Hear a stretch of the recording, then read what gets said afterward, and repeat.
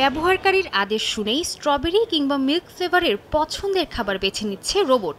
যাবতীয় নির্দেশনা মানছে নিয়ন্ত্রণকারীর। এশিয়ার প্রযুক্তি জগতের সবচেয়ে বড় আয়োজন কম্পিউটেক্সে প্রদর্শিত হয় এমন রোবট। নির্মাতা প্রতিষ্ঠানের দাবি, কৃত্রিম বুদ্ধিমত্তা, রোবোটিক্স ও এনভিডিআর অডিও সিস্টেম ব্যবহার করে তৈরি এই যন্ত্রটিকে কোনো ঝামেলা ছাড়াই শুধুমাত্র মৌখিক নির্দেশনার মাধ্যমে পরিচালনা করা সম্ভব।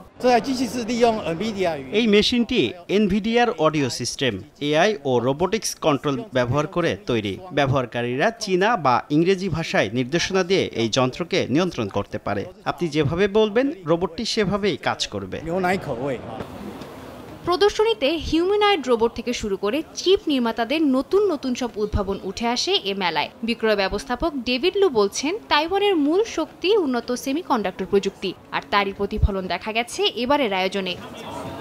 প্রযুক্তি জগতে তাইওয়ান এখন এক গুরুত্বপূর্ণ প্রতীক বলে মনে করেন অংশগ্রহণকারীরা।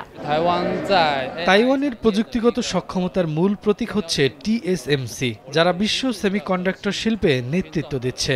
আর এই সক্ষমতা দেশটিকে ভবিষ্যতের AI ভিত্তিক অর্থনীতির কেন্দ্র করে তুলছে।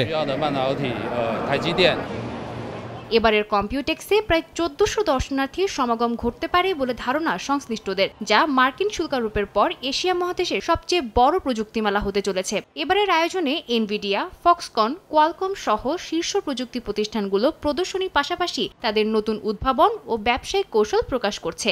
আয়োজকদের দাবি, এই প্রদর্শনী তাইওয়ানের উদ্ভাবনী শক্তি, চিপ তৈরির সক্ষমতা ও AI প্রযুক্তিতে নেতৃত্ব দেওয়ার ক্ষমতা বিশ্বের সামনে তুলে ধরবে।